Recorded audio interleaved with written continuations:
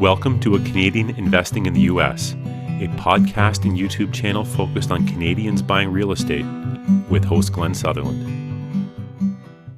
Welcome to a new episode of A Canadian Investing in the U.S. with host Glenn Sutherland. This week our guest is James Fernandez. James, do you want to start off by giving everybody a bit of an intro to yourself? Sure, yeah. As Glenn said, I'm a Canadian investing in the States. Primarily, right now I have a storage facility in Illinois.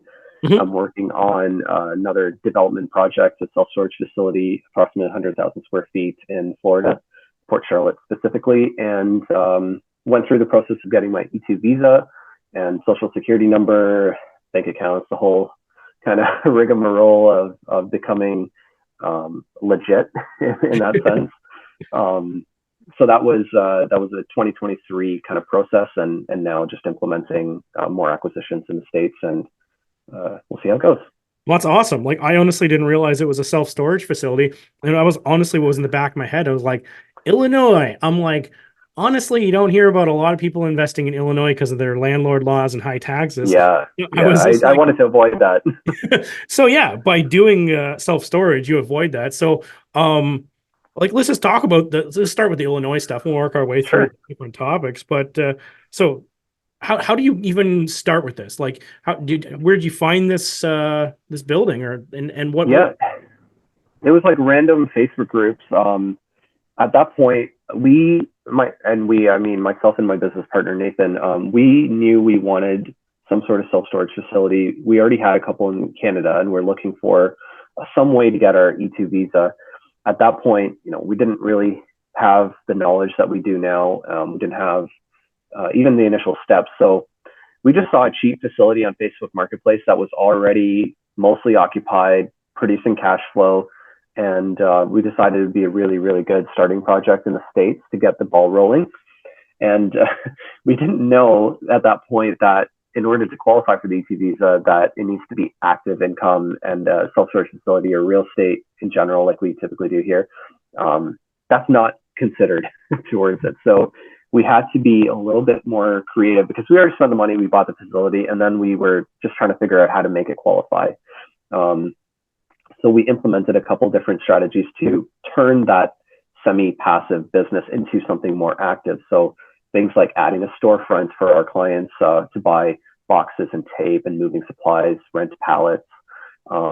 Things like adding a coaching arm to the business so that we can help other Canadians operate and manage storage facilities and buy storage facilities in the States, set up their legal structures and stuff like that. Obviously, we're not accountants or lawyers, but we know accountants and lawyers, and we can definitely, help with that type of stuff. So that was how we transitioned something that was relatively passive into something more active. It was a pretty poorly managed facility. The owner would door knock and collect cash or checks every month, and people were constantly reminded that they have this debt that is owed from them every month, but we try to automate most of these things. Everything's like an automatic credit card payment or bank withdrawal for the most part now, and try to make people kind of forget about us, forget that we exist, and continue being, great, quiet clients. So when you made it more active for the visa purpose, so when you bought it, there was no storefront.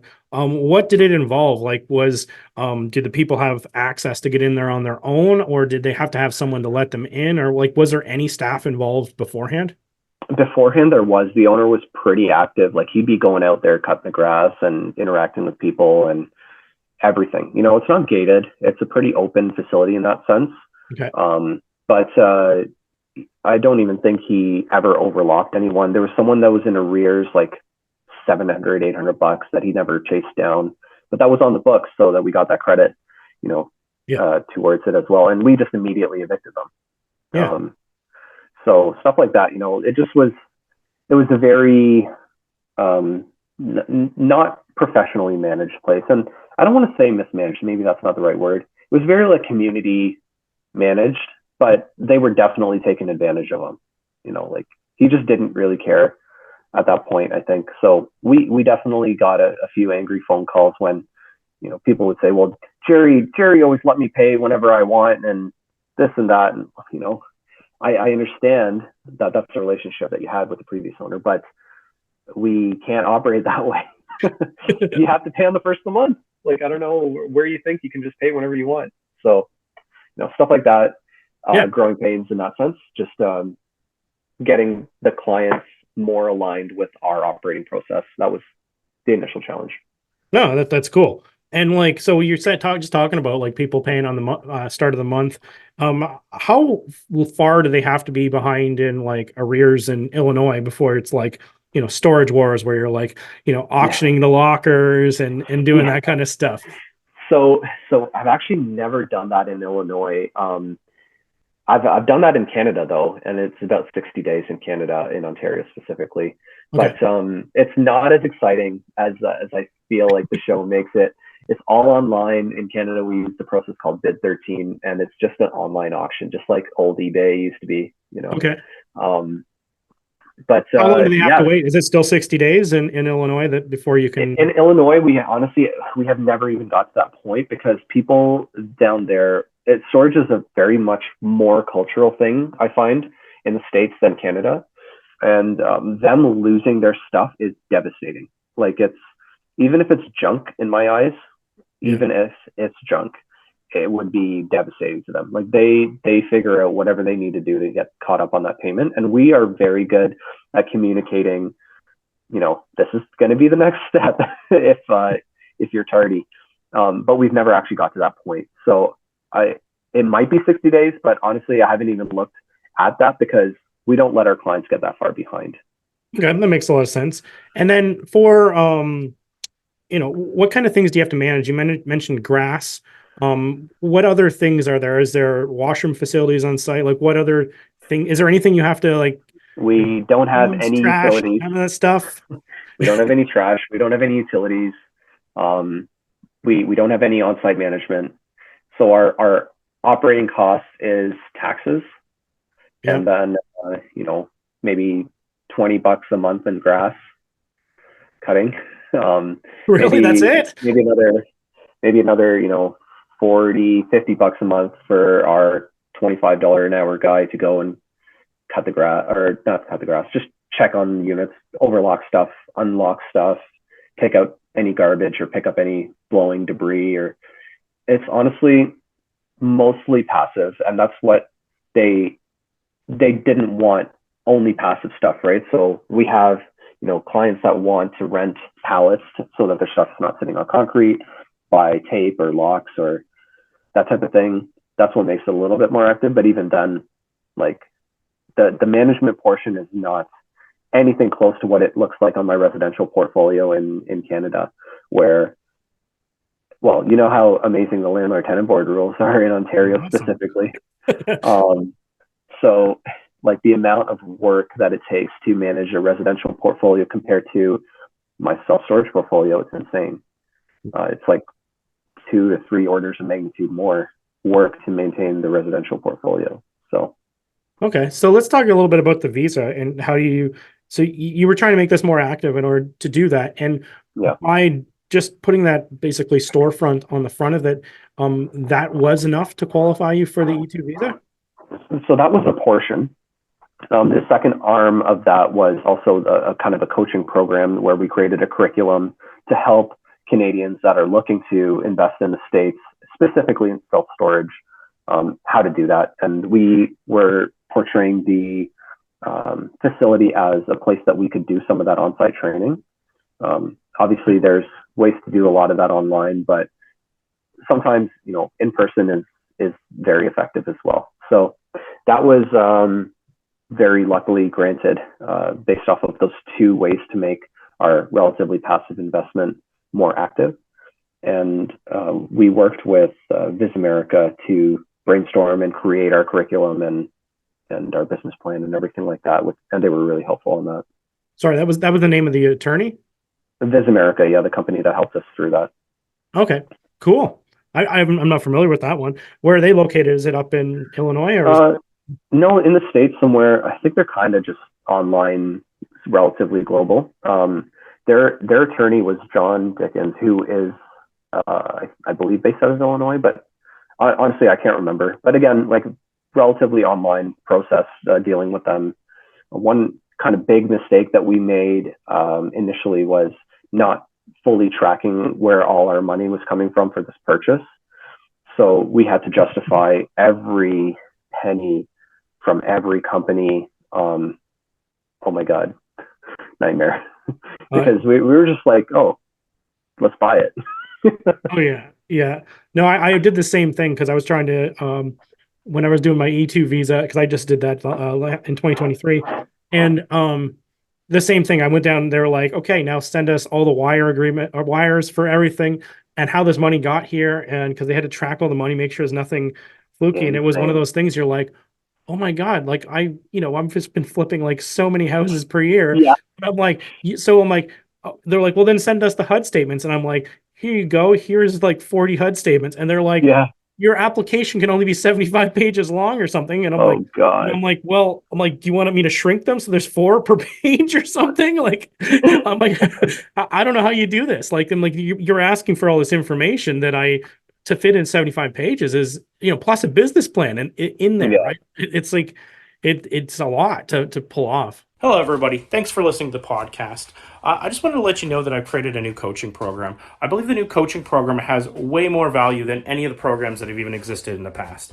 What we've done is pre-recorded all the lessons so that you can work through it at your own pace, which is pretty cool. And then we're going to meet up on a regular basis to answer the questions, do deal analysis, and actually spend our time together working on things instead of spending our time learning things. I think this will make a seamless transition to buying in the United States and will help you solve a lot of your problems. If this is of interest to you, go to glensutherland.com/coaching. I hope to help you guys invest in the United States, and I hope we provide as much value as possible. Back to the podcast. Maybe it changed a little bit since you did it, but we didn't have a 75-page limit. Mine was 350 pages. Jeepers. Maybe it was 175. I don't remember either. I hired an attorney and I just kept giving them, they packaged it all together. They're like, we need this. And I just kept saying. To be fair, most of that was like articles of incorporation, ledgers, like just a full outline of everything that we spent and where it came from. So the actual business plan itself is probably 5-6 pages. And then, a little bit of a bio on myself, a bio on my business partner. If none of that, like, I don't know, evidence was needed, it probably would have been around 20-30 pages. Yeah. So the to do an E2 business, a lot of times they're going to require you to hire Americans. So where your Americans you're hiring, you're just going to have 3 to 5 Americans run the storefront. Is that kind of the plan? Yeah, right now we have kind of 2 part-time employees, so there's no like full-time work or like W-2s that we're issuing or anything like that. It's just part-time private contractors type of thing. But with the Port Charlotte project, which is significantly bigger, we're going to have like a full-time on-site manager that lives there. It's a much bigger project, and getting that type of project off the ground requires quite a lot of labor. Our construction costs are in the millions, like $10+ million construction costs. So a lot of that you're building that one instead of buying it. Yeah, it's a like ground up development type of thing. So it's a much bigger project, and I know something like that will easily maintain our visa status. It's a big project. Yeah. So, okay. So, I've talked to a few different people who do that same business in Florida and in Texas, doing the ground up self-storage. You're going to have to raise some money to do that. You're going to be doing all the fun stuff. Was that a challenge? So yeah, it is definitely a challenge. I've fundraised before for various projects in Canada and stuff, and the scale is what's different. The biggest project that I've done to date had an exit of around 8 or so million, but this is a 5 times bigger project than that. And the fundraise on this project is like approximately 4 million for my LPs, but then we're getting a construction loan that's around 10 or 13 million. So we're in, let's just call it 20 mil. That's a lot bigger than any project that I've ever done at my scale. And that's what's a little intimidating, but once you know how to manage people's money appropriately, the zeros kind of don't matter. Yeah. What it allows you to do, though, is get in experts that can manage it even better than you, right? So that's the main challenge for me, is just wrapping my head around the number of zeros, essentially, and seeing how much is. So what's the exit plan on that? The building, like, is it just a refinance? Is it is that the plan? Like, I know some people, they build these self-storage buildings and then they sell them off to other self-storage companies. There's a lot of different ways that people use that, like have a strategy for the self-storage. Definitely, yeah. Those are both strategies. So the first kind of step is a refinance to get out of our construction loan, out of our acquisition costs, out of our debt in general, and pay off some profits and everything like that, and then operate the business for a few years until the point of sale. And at the point of sale, we've already got a couple of REITs lined up and chomping at the bit to get acquisition of this property. They've already done some due diligence and are ready when we're ready, essentially. So I know the project's going to be good in that sense. And for exits, we've got a few different exit strategies. Cool. Yeah. That's exciting stuff. Is there something I should have asked you about this? Or anything else? Yeah, I think for a lot of Canadians that are trying to invest in the States, it's quite intimidating initially because of, you hear all this scary stuff, like you're going to get double taxed, you're going to get this, you're going to get sued, you're going to get whatever. If they're already listening to your podcast and have made it to whatever episode number this is, they're in good hands and probably have more information than we ever had when starting. Yeah. And at this point, whoever's listening and is thinking about it and still hasn't done anything, like, you're probably just scared. At this point, you have enough information. You just need to pull the trigger and do it. There's so many people that are willing to help. Like many of your podcast hosts reach out to obviously Glenn or myself, and there's people that would be more than willing to get you going or give you a kick in the ass, whatever you need. Right? Like sometimes that's what you need. That's what I needed sometimes. Oh my God. No. It honestly, it's the biggest thing is it's the fear, and not having I like to use the analogy, like you're not going to drive down the road and have all green lights before you start. You're gonna have spots. You have to stop. You're gonna have to make some adjustments. You have to do some learning. You have to talk to some people who've done this before. You may have to pay them for that kind of information. Paying people shouldn't be a roadblock. I think. I feel like at least for me, I won't speak for other people, but when I don't know my first step or my next step, that's when I procrastinate. And the fastest way to, get rid of that is just ask someone, and maybe ask 5 people and 1 replies, but still. Oh yeah, no, I totally agree. James, this is fun. If people want to get some more information about you or your company, how would they track you down? Yeah, a couple different ways. On Instagram is probably the easiest. It's just at james.fernandz. Or on LinkedIn or Facebook, James Fernandez, Fernandez. Awesome. Well, thank you for coming on the show. I think it was even for myself. I was expecting we were talking about houses, and I love that we were talking about storage. I haven't talked about storage in a few months, so this was fun again.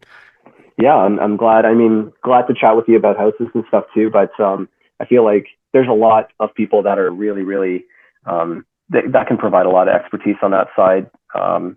And already have, but on the storage side, maybe the content's a little light still as it becomes a more popular topic for Canadians to look into.